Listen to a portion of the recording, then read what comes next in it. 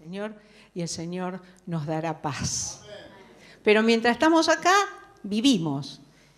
Y cuando uno vive, tiene que luchar algunas cositas, ¿no? Entonces, la mayoría puede estar pasando por librando distintas batallas, que pueden ser una batalla con la salud, una batalla con la economía, una batalla con las relaciones, con la familia, una batalla con decisiones que hay que tomar, una batalla con la mente, con las emociones. Hay distintos tipos de batallas, ¿no es cierto?, que libramos cada día. Pero nosotros somos cristianos y tenemos que saber qué hacer, porque toda la gente libra batallas. Los que vienen a la iglesia, los que no vienen a la iglesia, la gente que tiene mucha plata, la gente pobre, todos de alguna manera están librando alguna batalla. Pero nosotros como cristianos no podemos salir derrotados, ¿no es cierto? Algo hay que hacer. ¿Qué pasa? ¿Qué pasa que no ganamos las batallas? A ver, vamos a tratar de buscar algunas verdades espirituales que nos ayuden a ver qué es lo que nosotros podemos hacer. ¿Y saben qué? O sea, nosotros nos tenemos que, para librar batallas, nos tenemos que ubicar en un contexto, tenemos que ver dónde estamos parados, hacia dónde vamos, qué hacemos. Entonces yo traté de buscar a alguien, algún referente, porque saben que la Biblia, las historias bíblicas, tienen verdades espirituales que nosotros tenemos que aprovechar. No es una historia que pasó, porque no es un libro de historia que lo leemos y nada más, no. Por algo está acá escritas las historias, porque nosotros tenemos que aprender y traerlas a hoy.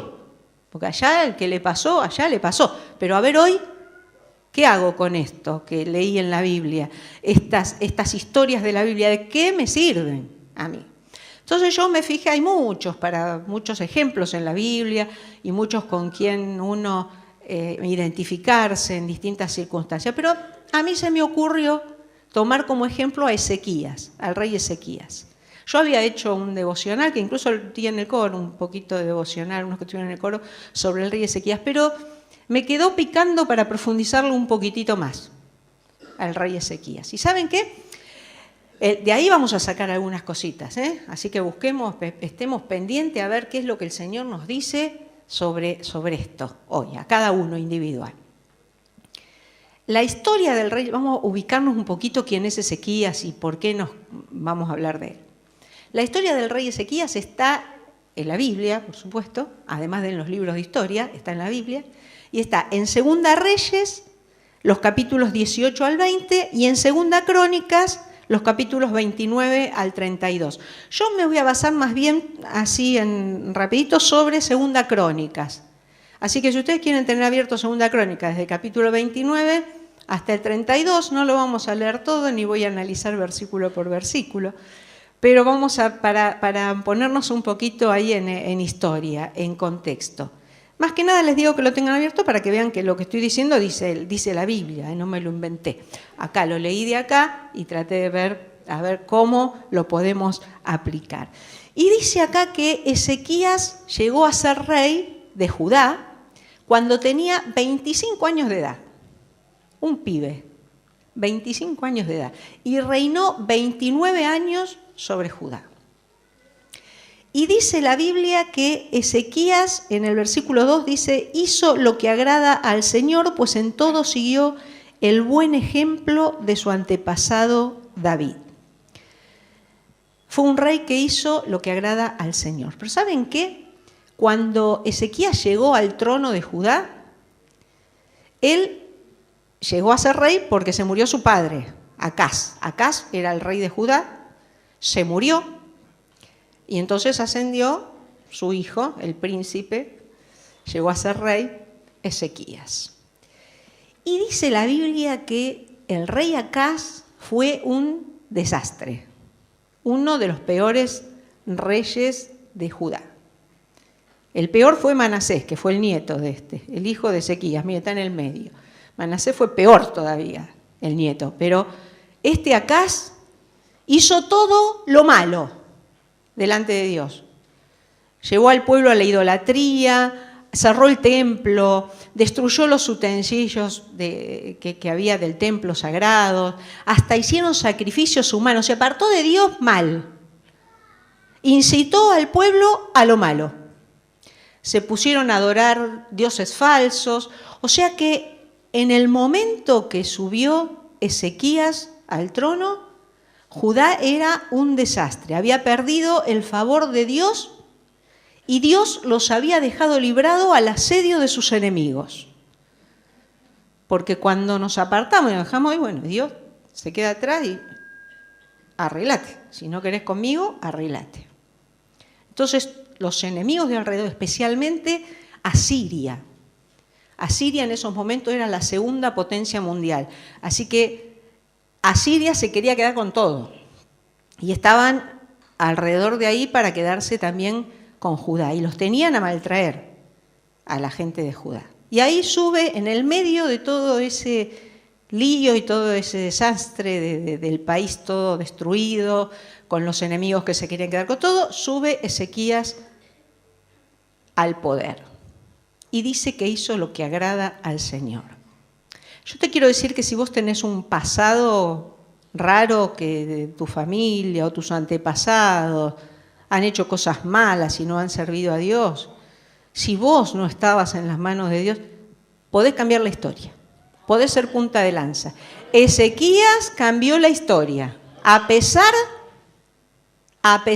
de la herencia que recibió, a pesar del mal ejemplo de su padre, Ezequías cambió la historia.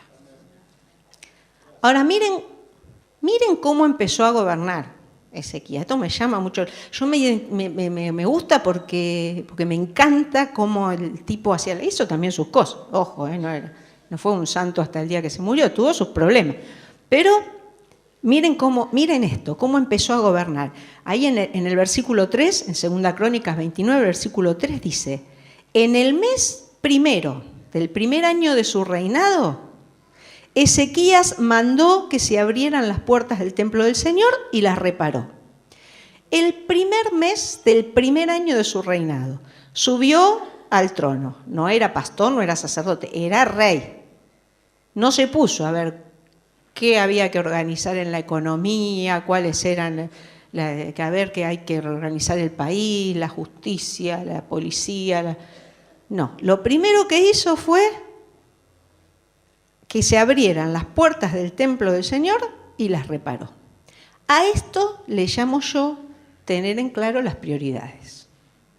Primero, Dios. Claudito, ¿dónde estás? Porque Claudio siempre me dice, aprendí de vos esa frase, primero Dios, primero Dios.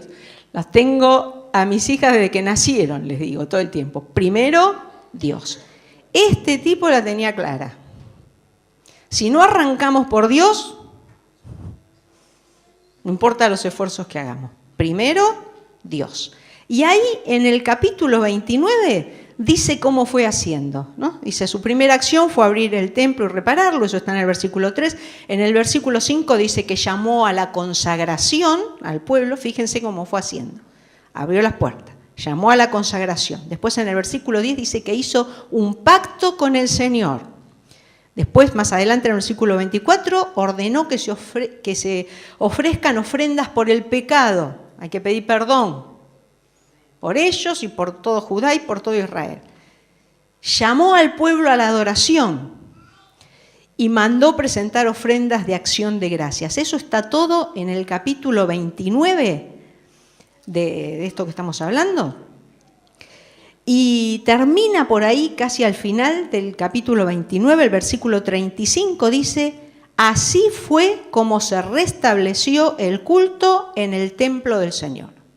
Primero, restableció la relación con Dios, el culto, abrió las puertas del templo. Reorganizó la adoración a Dios, primero Dios. Después en el capítulo 30 cuenta cómo celebraron, Se hicieron 7 días de fiesta. Después les pareció poco, hicieron 7 días más de fiesta. Estaban chochísimos, imagínense, salían de una tortura que estaban viviendo con Acaz, con el rey, y ahora Ezequías metió lo espiritual primero y devolvió el gozo al pueblo, volvió la alegría, fiesta durante 7 días más, restableció la comunión con Dios y entonces recobró el gozo y la alegría. En fin del capítulo 30, versículos 26 y 27, dice: desde la época de Salomón, hijo de David, rey de Israel, no se había celebrado en Jerusalén una fiesta tan alegre. Después los sacerdotes y los levitas se pusieron de pie y bendijeron al pueblo, y el Señor los escuchó. Su oración llegó hasta el cielo, el santo lugar donde Dios habita. Cuando restablecieron la comunión con Dios, el Señor les dio el gozo y los escuchó, porque hasta ahí estaban tan lejos que no los escuchaba. Ahora sí pudieron orar y el Señor los escuchó. Si vas a librar una batalla, primero fíjate dónde estás parado. Primero y antes que nada hay que establecer la relación con Dios. Ahora, la mayoría de nosotros, por casi todos, ya hemos hecho esto. Hemos abierto las puertas de nuestro corazón, de nuestro templo, y le hemos dicho a Jesús que entre en nuestro corazón, al Espíritu Santo que mora en nosotros, y entonces ya restablecimos nuestra relación con Dios. Jesús mora en nuestras vidas. Pero yo quiero preguntar, porque primero lo primero, antes de seguir adelante, porque si no hago esta pregunta y no nos ponemos todos de acuerdo, el resto del mensaje no sirve. Así que primero lo primero, yo pregunto, a lo mejor hay aquí alguna persona que nunca le dijo a Jesús que entre en su corazón, que nunca abrió las puertas del templo de su vida para decirle: Señor, perdona mis pecados, quiero ser una hija tuya, porque Dios te creó y Dios te ama, pero Él quiere que seas una hija, un hijo de Él. Y a lo mejor nunca le dijiste: yo quiero ser un hijo tuyo, yo quiero ser una hija tuya, limpia mis pecados, Señor, vení a morar en mi vida, yo abro el templo de mi corazón. Ahora, pensalo bien si nunca lo hiciste, este es el momento de decidirlo. Dios no puede hacer nada en tu vida si primero no lo dejas entrar en ella. No importa lo que hagamos alrededor. Primero Dios en nuestra vida. Si no está Dios en nuestro corazón, si no le pedimos a Él que venga a morar, todo lo demás no tiene sentido. Primero hay que pedirle a Dios que entre en nuestra vida. Hoy podés decidir por Cristo. Si estás acá y no le dijiste a Jesús que entre en tu corazón, hoy podés hacerlo. Podés pedirle que el Espíritu Santo venga a morar en tu vida. Si Él viene a morar en tu vida, yo te digo, como dijo Ezequías, el Señor es compasivo y misericordioso. Si ustedes se vuelven a Él, jamás los abandonará.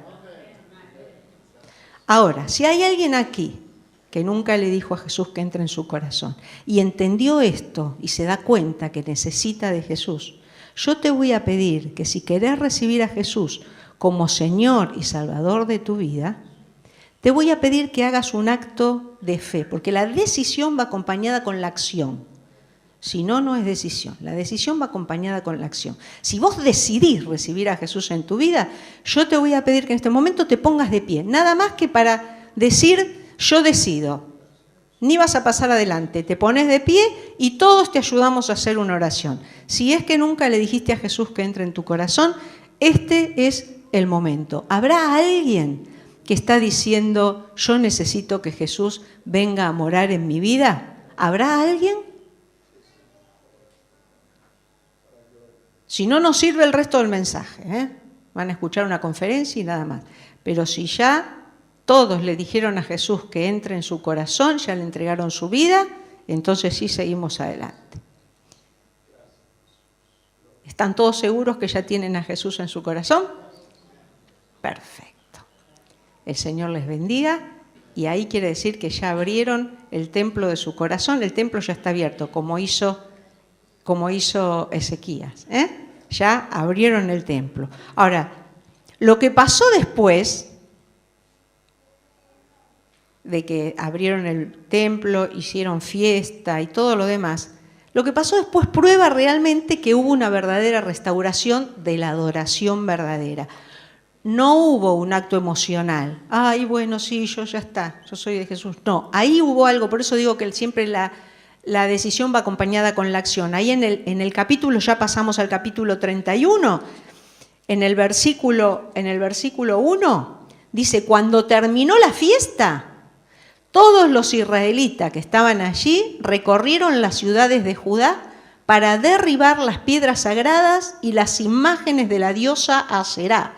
También derribaron por completo los altares y los santuarios paganos que había en los territorios de Judá, Benjamín, Efraín y Manasés. Después de eso, todos ellos regresaron a sus ciudades, cada uno a su propiedad. Así que restablecieron el culto, no fue un acto emocional, salieron de ahí, destruyeron todo lo que no agradaba a Dios, afuera todo lo que no agrada a Dios. Destruyeron, incluso dicen que Ezequías en Segunda Reyes, dice que Ezequías destruyó la serpiente de metal que Moisés había construido en el desierto para que no los piquen las víboras, y estos se la habían agarrado ya como un ídolo. Ezequías fue y la destruyó también, porque no puede haber nada que nos aparte la vista de la adoración verdadera, que es la adoración a nuestro Dios. Y fíjense cómo la Biblia lo describe a Ezequías. En el capítulo 31, el versículo 20, dice, eso mismo hizo Ezequías en todo Judá, actuando con bondad, rectitud y fidelidad ante el Señor su Dios. Todo lo que emprendió para el servicio del templo de Dios lo hizo de todo corazón, de acuerdo con la ley y el mandamiento de buscar a Dios, y tuvo éxito. Porque cuando buscamos a Dios y lo hacemos de corazón y con pasión, viene el éxito. Ahora, acá, después que leemos esto, se supondría que después de todo esto que hizo Ezequías, que se portó tan bien y que fue tan... tendría que venir el premio, ¿no? Tendría que venir la recompensa de parte de Dios. Mira todo lo que hice. Mira cómo te dejé el país, Señor. ¿Viste cómo ahora todos te adoran a vos? ¿Ahora qué viene? ¿Cuál es el premio que me viene de esto? Pero ¿saben qué? La Biblia no es una novela de Hollywood. La Biblia es la historia de hombres y mujeres reales. Tan reales como nosotros, con sus cosas buenas, con sus cosas malas, con sus momentos de éxito, con sus batallas de la vida, con sus problemas. Todo está acá. Fíjense que dice, ahí nomás después que ese versículo que leí recién, que dice que hizo todo con integridad y todo, y que buscó a Dios y tuvo éxito, el versículo siguiente, en el capítulo 32, dice, después de semejante muestra de fidelidad por parte de Ezequías, entonces Dios le dio un pasaje al Caribe y se fue a descansar. No. Dice, después de semejante muestra de fidelidad por parte de Ezequías, Sennacherib, rey de Asiria, marchó contra Judá y sitió las ciudades fortificadas dispuestas a conquistar. ¿Saben qué hubiera hecho yo ahí? A lo mejor algunos, a lo mejor no, a lo mejor yo sola, a lo mejor ustedes no. Pero yo hubiera dicho, Señor, ¿a vos te parece? ¿Dónde estás? Ahora que te hice todo esto, te estoy sirviendo con fidelidad, estoy haciendo las cosas bien, puse las cosas en orden, te estoy dando adoración, estoy sirviendo en tu obra, y me viene semejante problema. ¿Por qué? ¿Qué pasó? Ahora que pensaba tomarme un descansito. ¿Qué pasa, Dios? Ahora acá, la Biblia no dice que Ezequías se quejó. Yo no lo encontré. Dice que Ezequías se preparó para enfrentar la situación. ¿Estás sirviendo a Dios? ¿Te vino el problema? ¿Te vino la batallita para librarla? Y bueno, hay que prepararse. Hay que dar guerra. Hay que dar guerra, porque después del domingo y de la fiesta, viene el lunes. Siempre después del domingo Viene el lunes. Y hay que empezar. Ahora, a ver qué hizo Ezequías para ver si lo podemos aplicar a nuestras vidas. ¿Cómo hizo Ezequías para enfrentar la situación? Primero, dice acá, que después que se enteró de esto, que el rey de Asiria venía y que los quería destruir, dice que primero mandó cegar los manantiales que había fuera de la ciudad, para que cuando venga el enemigo no pueda tomar agua, tengan sed, se mueran de sed. Porque antes las ciudades se construían al borde de los manantiales, porque eran los lugares donde proveía el agua para la ciudad. Ellos sacaban agua de los manantiales, las ciudades construidas al borde de las fuentes y los manantiales. Ahora, cuando leemos esto decimos, qué grande, qué bien, mandó tapar todos los manantiales para que los enemigos no tomen agua. ¿Y ellos de dónde sacaban el agua? ¿Qué pasó? Mandó cegar los manantiales. ¿Y el agua? Bueno, yo les digo que lógicamente Ezequías era un rey que sabía lo que hacía. Además de reorganizar el culto a Dios, también era un rey, no era un pastor ni un sacerdote, era un rey. Reorganizó la política, reorganizó el país, hizo obras de construcción, hizo obras de ingeniería. Y lo famoso de la obra de ingeniería que hizo Ezequías, ¿saben qué fue? Un acueducto, el acueducto de Ezequías.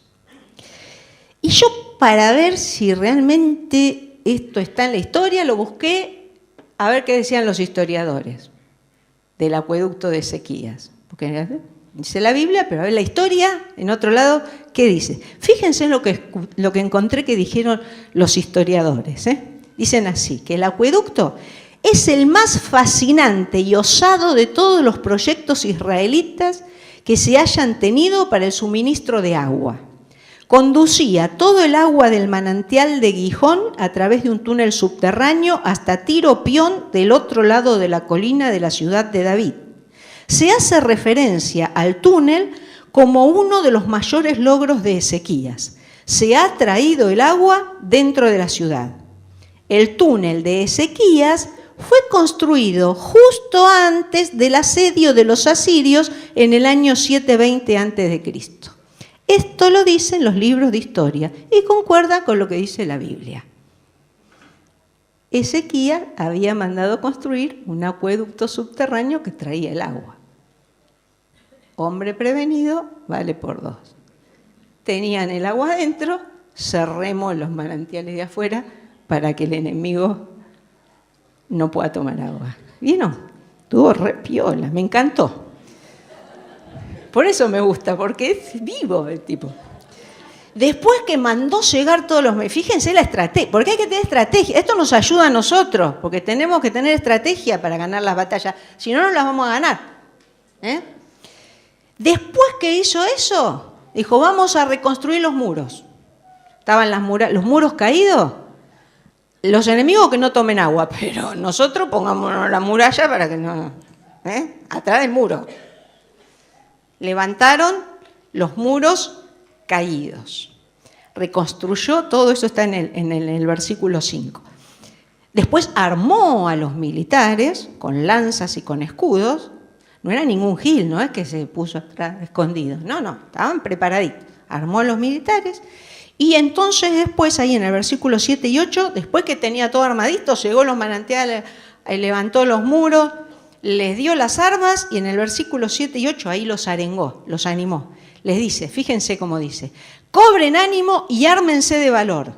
No se asusten ni se acobarden ante el rey de Asiria y su numeroso ejército, porque nosotros contamos con alguien que es más poderoso. Él se apoya en la fuerza humana, mientras que nosotros contamos con el Señor nuestro Dios, quien nos brinda su ayuda y pelea nuestras batallas.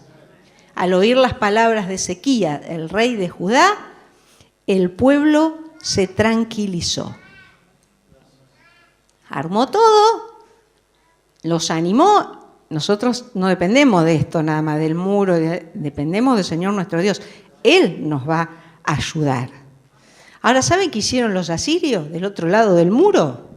le gritaban a los que estaban allá arriba del muro, a los de adentro. Le decían, Ezequías los va a hacer morir de... No, se ve que no sabían que había un acueducto adentro. Si los va a hacer morir de sed, se van a morir de hambre. ¿Ustedes se creen que van a ganar? No tienen posibilidad. No tienen posibilidad. Le mandó una carta a Ezequías criticando a Dios. ¿Te crees que tu Dios, nuestros dioses, no te pudieron ayudar? ¿Te crees que te va a ayudar tu Dios? Todas palabras negativas. Me hace acordar el cuentito de Don Pepe con las albóndigas. ¿Alguno sabe el cuentito de Don Pepe con las albóndigas? No, qué suerte, se lo voy a contar yo. No lo encontraron en internet, porque cada vez que uno cuenta algo, ya alguien lo leyó. Don Pepe vivía a la orilla de una carretera y se le ocurrió, le festejaba mucho sus albóndigas a él, que eran muy ricas. Entonces decidió, para mantenerse, hacer albóndigas, comprar pan, sanguchito de albóndigas. Y la gente pasaba, y como ya se había corrido la voz, pasaban y le compraban los sanguchitos de albóndiga. Y así se fue armando Don Pepe, cada vez más gente, se corría la voz, cada vez más gente venía a comprarle a Don Pepe las albóndigas. Entonces él se alquiló un terrenito de al lado, porque ya no daba tiempo, compraba cada vez más pan, más carne, más pan, más carne, hacía más albóndiga. No tenía tiempo ni de mirar televisión, ni de leer los diarios, ni de escuchar la radio, nada. Él se dedicaba a las albóndigas y cuando terminaba se iba a dormir porque no daba más, porque del cansancio. Y trabajaba, prosperó, se compró un terreno al lado, puso un cartel para que toda la carretera vean que ahí Don Pepe vendía las albóndigas, luminoso, todo, se estaba llenando de guita. Y tenía a su hijo, que lo había mandado a estudiar a la universidad. El hijo estudiaba ciencias económicas, en otra ciudad. Claro, estaba tan abarrotado Don Pepe de trabajo que lo mandó a llamar al hijo y le dijo, mira, cuando tengas tiempo, cuando tengas las vacaciones, venite acá a ayudarme porque esto es una cosa de loco. Aparte vos sabés de esto de economía. Ven, así que el hijo se vino a ver el negocio de Don Pepe. Cuando llegó el hijo y lo vio al padre comprar carne, pan, tanta cantidad, dijo, papá, ¿vos no leés los diarios? ¿No mirás la televisión? ¿No escuchás la radio? ¿No sabés que estamos en crisis? ¿Vos sabés que esta es la peor crisis que estamos viviendo? ¿Sabés que hay que bajar esto porque te vas a fundir? Esto no va, es ilógico lo que estás haciendo. Es la peor crisis que se escucha en todo el mundo sabe, todo el mundo corta y vos comprás. Dijo Don Pepe, este sabe, porque este estudia. Este fue a la facultad, sabe ciencias económicas, escucha la radio, ve la televisión, yo estoy acá aislado. Entonces dijo, bueno, no, hay que comprar menos carne y menos pan. Así que fue bajando, menos carne, menos pan, menos venta. Entonces fue bajando, menos venta, ¿ves? Hay menos venta, menos carne, menos pan, menos venta. Sacó el cartel luminoso porque la luz ahora aumentó. Saquemos el cartel luminoso porque esto me funde. El terrenito que tenía alquilado al lado, no, esto no, hay que achicar gastos. Se quedó con su lugarcito y nada más, y terminó diciendo, mi hijo tiene razón, estamos en crisis. ¿Se dan cuenta? Las palabras negativas. Yo leí un proverbio danés que dice, en los tiempos de grandes vientos de cambio, muchos construyen refugios y se meten adentro. Otros construyen molinos y se enriquecen. ¿Qué estamos escuchando cuando estamos pasando por problemas, cuando estamos librando nuestras batallas? ¿Quién nos habla al oído? ¿Será que estamos escuchando cosas negativas y estamos dudando del poder de Dios sobre nuestras vidas? Ezequías se ve que no dudó. Siguieron todos adelante y en el capítulo, casi al final del capítulo 32, los versículos 20 al 22 dice, por ese motivo, por todo esto que hacía el rey que le llenaba la cabeza, el rey Ezequías y el profeta Isaías, porque Ezequías era contemporáneo del profeta Isaías, de Oseas y de Miqueas. Cuando leen algunas de las profecías de de estos profetas eran contemporáneos de este rey, de Ezequías. Muchas profecías de Isaías tenían que ver con el reinado de Ezequías. Dice, el rey Ezequías y el profeta Isaías, hijos de Amós, clamaron al cielo en oración. Entonces el Señor envió un ángel para que exterminara a todos los soldados y a los jefes y capitanes del campamento del rey de Asiria, y éste tuvo que volver avergonzado a su país. Y al entrar en el templo de su Dios, sus propios hijos lo asesinaron. Así salvó el Señor a Ezequías y a los habitantes de Jerusalén de la mano de Sennacherib, rey de Asiria, y de todos sus enemigos, y les dio paz en todas sus fronteras. Fíjense cómo termina la historia cuando confió en él. Pero hay un montón de cosas. Ahora, esto, ¿cómo lo aplico? ¿Cómo aplicamos esta historia a las verdades espirituales a nuestra vida? ¿Cómo la aplicamos? La mayoría de nosotros ya, como les dije antes, ya abrió las puertas del templo, ya tenemos a Jesús en nuestro corazón, ya hemos hecho un pacto con el Señor, lo reconocemos como único Dios, le rendimos culto, pero, como decía antes, seguramente alguna batalla estamos librando, o la libraremos, así que si no tenemos ahora, pensemos para ya estar preparaditos. Salud, economía, la mente, las emociones, ¿qué batalla estás librando? ¿Cómo la estamos enfrentando? Podemos seguir luchando solamente con nuestras fuerzas o podemos hacer, como hizo Ezequías, someter en manos de Dios todas nuestras batallas. No significa que cuando ponemos las cosas en las manos de Dios la batalla es de Dios. No te quedes sentado y bueno, Dios, arreglate. La batalla es nuestra. Es nuestra.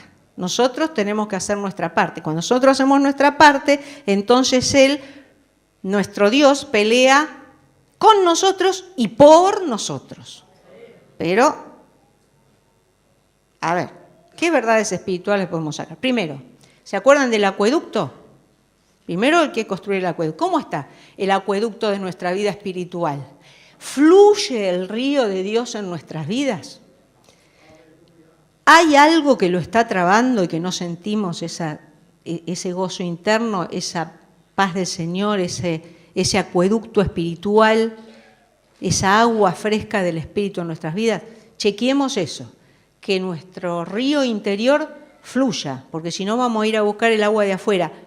El agua tiene que ser de adentro, del Espíritu. Así que primero, revisar el acueducto.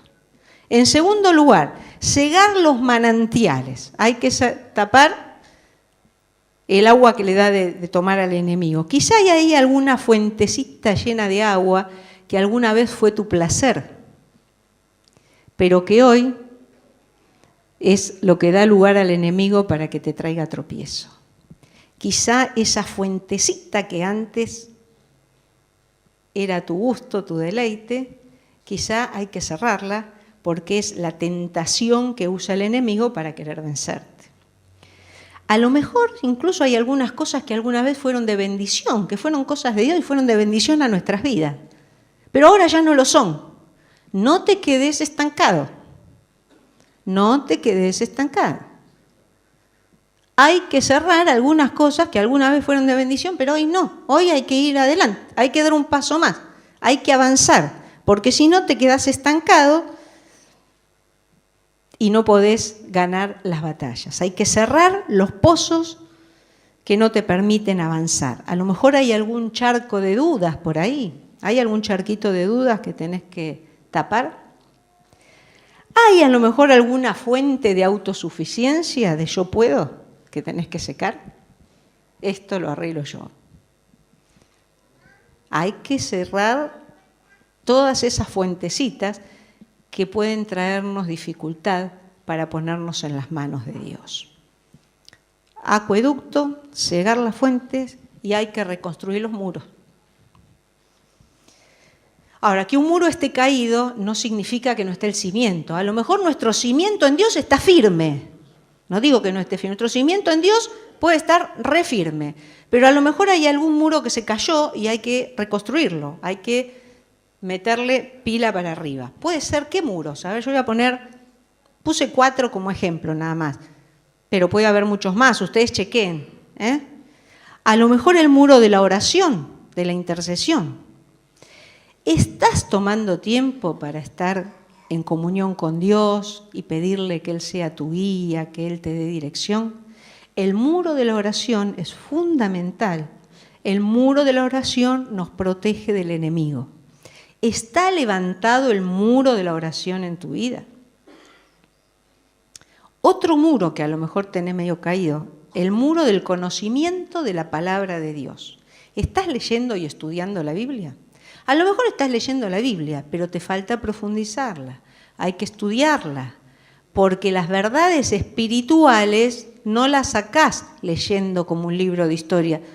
Tenés que ver qué me significa a mí. Hay que estudiar la Biblia.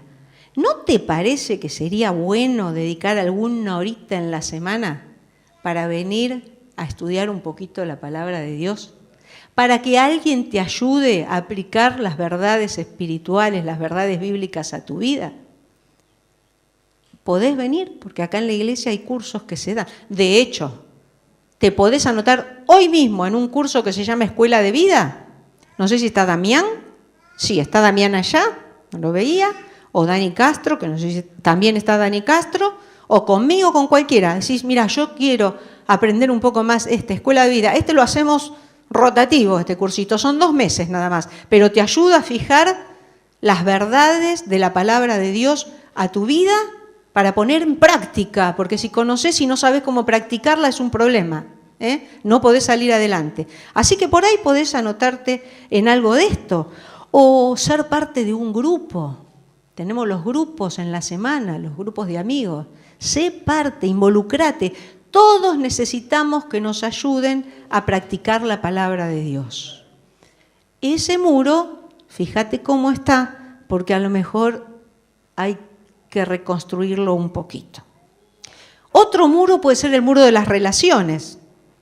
¿Estás practicando el perdón? Pedir perdón y perdonar es básico para el cristiano. Nosotros tenemos problemas, queremos que se nos perdone. Nosotros queremos que Dios nos perdone. Esta semana pasada estaba leyendo de Jonás y en un momento me puse a reír, porque digo, Jonás era un personaje. Él desobedeció a Dios. No le hizo caso. Jonás no le hizo caso a la palabra de Dios y vino un pez muy grande y plum se lo tragó, cantamos el corito. Bueno, se lo tragó el pez, se arrepintió y Dios lo perdonó, porque Dios es bueno. Dios lo perdonó, le dio una nueva oportunidad. Entonces fue y le predicó a la gente de Nínive. Cuando la gente se arrepintió, se enojó porque Dios lo perdonó. Pero digo, ¿será de Dios? Y miraba un poquito y digo, a ver, nos pasa así a nosotros a veces, ¿no? Que nosotros queremos ser perdonados, pero cuando me hacen algo a mí, que no, envía perdón y si hay que ver si lo perdono, porque esto no se lo voy a perdonar para toda la vida. El cristiano tiene que levantar el muro de las relaciones, el muro del perdón, el muro del amor hacia los hermanos, hacia los demás. Y un muro más, el muro de la adoración. Adorar no es solamente venir a cantar, hoy adoramos, pero adoración no es solamente cantarle a Dios, eso es parte de nuestra adoración. El cantarle a Dios es parte de nuestra adoración. La adoración es una actitud del espíritu, es una actitud interna, una actitud individual. Los cristianos adoran constantemente los 7 días de la semana. No vienen el domingo a adorar. Los cristianos adoramos a Dios todos los días de la semana porque adorar es rendirle culto a Dios con nuestra mente, con nuestras emociones y con nuestras acciones. Adorar es rendir culto a Dios con nuestra mente, con nuestras emociones y con nuestras acciones. Adorar no es un acto ritual. Adorar es vivir cada día priorizando las cosas de Dios en nuestra agenda. ¿Cómo está tu agenda? Chequemos. ¿Será que el tiempo de trabajo vale más que un rato de culto familiar con tus hijos? Lo tenés en la agenda. ¿Será que una fiesta o una visita familiar está primero que ir a la casa de Dios el domingo? ¿Cómo está la agenda? ¿Será que tus necesidades materiales están primero a la hora de dar el diezmo o las ofrendas? No es para juzgar a nadie, ojo, esto es personal de cada uno, simplemente para que nos analicemos un poquito y evaluemos si nuestras prioridades están en el lugar correcto. Si no ponemos las prioridades en el lugar correcto y levantamos los muros, cualquier agujerito del muro es lugar para que el enemigo te meta un tropiezo en tu vida. ¿Estás librando una batalla?